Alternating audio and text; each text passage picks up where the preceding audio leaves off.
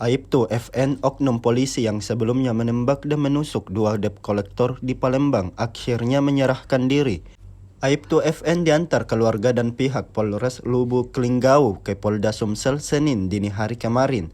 Dalam keterangan, Kabid Humas Polda Sumsel Kombes Pol Sunarto menjelaskan jika saat kejadian Aibtu FN dihadang oleh 12 orang yang diduga debt collector. Mereka sampai menggedor pintu mobil FN dan dikala itu sedang bersama dua anak dan istrinya. Karena merasa keselamatan anak dan istrinya terganggu, FN mencoba kabur.